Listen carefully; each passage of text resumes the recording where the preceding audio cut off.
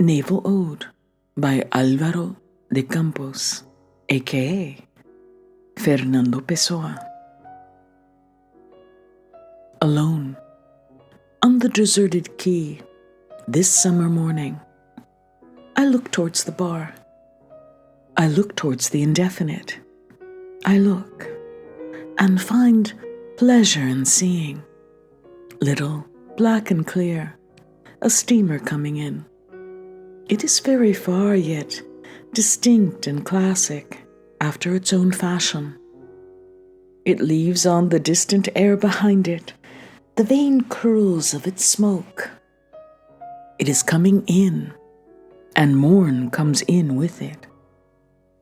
And on the river, here, there, naval life awakes. Sails arise, tugs advance, small boats jut out from behind the ships in the port. There is a vague breeze, but my soul is with the things that I see least, with the incoming steamer, because it is with distance, with morn, with the naval meaning of this hour, with the painful softness that rises in me like a qualm, like a beginning of seasickness. But in my soul, I look from afar at the steamer with a great independence of mind, and a well begins to spin in me, very slowly. The steamers that enter the bar in the morning bring to my eyes the glad and sad mystery of all who arrive and depart.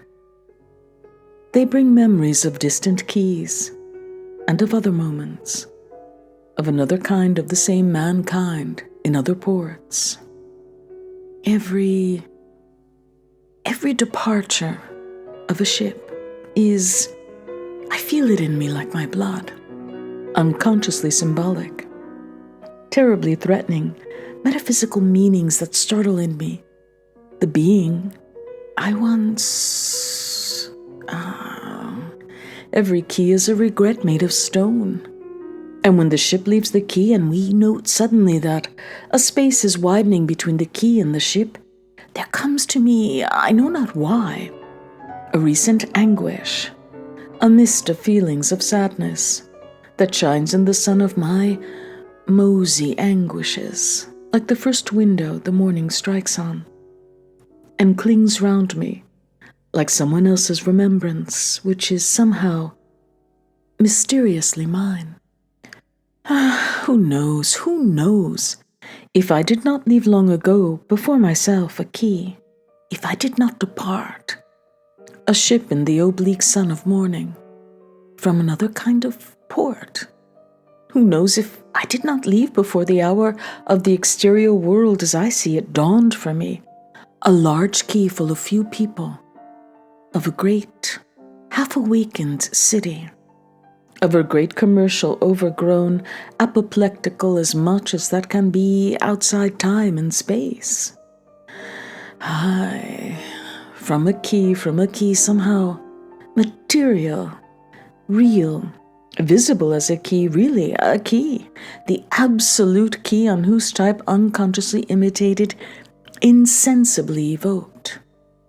We men have built our quays in our harbors, our quays of actual stone, overlooking true water, which, once built, suddenly show themselves to be real things, spirits, entities, and stone souls. At certain moments of our root sentiments, when it seems that a door is opened in the outer world, and without anything changing, everything reveals itself to be different. The great quay whence we embarked in ship nations, the great earlier quay, eternal and divine, of what port? Over what waters? And why do I think of this?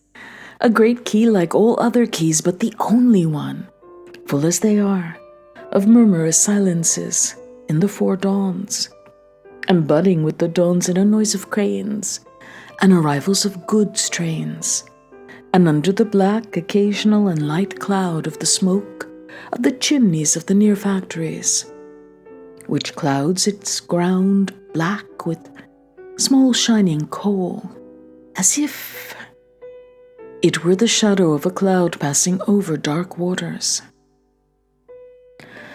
Ah, what essentiality of mystery and arrested senses in a divine revealing ecstasy, at the hours colored like silences and anguishes, is the bridge between any key and the key, key blackly reflected in the still waters.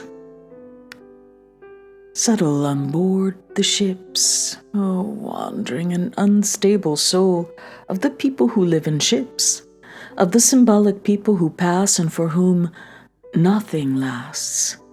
For when the vessel returns to the port, there is always some change on board.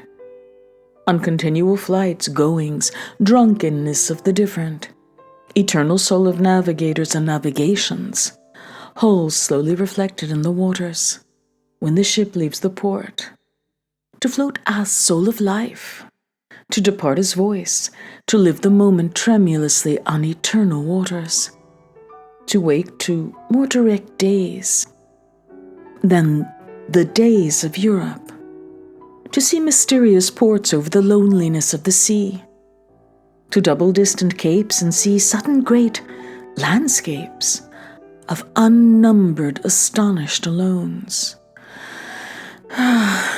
The distant beaches, the keys seen from afar, and then the near beaches, and the keys seen from near, the mystery of each departure and of each arrival, the painful instability and incomprehensibility of this impossible universe at each naval hour, ever more deeply felt, right in my skin. The absurd sob that our souls spill over the ever-different tracts of sea with islands afar, over the distant lines of the coasts we merely pass by, over the clear growing clear of ports, with their houses and their people, when the ship nears the land. Ah, the freshness of morns when we arrive, and the paleness of the morns when we depart, when our entrails are gripped up in a vague sensation resembling a fear, the ancestral fear of going away and leaving, the mysterious ancestral terror of arrivals and new things grips our skin and gives us qualms, and all our anguished body feels as if it were our soul, an unexplained desire to feel this in some other way, a regret at something, a perturbation of tendernesses towards what vague fatherland, what coast, what ship, what key. That thought sickens within us, and only a great vacuum remains in us, a hollow satiety of naval minutes, and a vague anxiety that would be weariness or pain if it knew how to be that. The summer morning is nevertheless slightly cool. A slight night dullness lies yet on the shaken air. The wheel within me quickens its motion slightly, and the steamer keeps on coming in because surely it must come in, and not because I see it moving in its excessive distance. In my imagination, it is already near and visible in all the extent of the lines of its portals, and everything trembles in me, all my flesh and all my skin, on account of that creature that never arrives in any ship, and whom I have come to await today on this quay through an oblique command.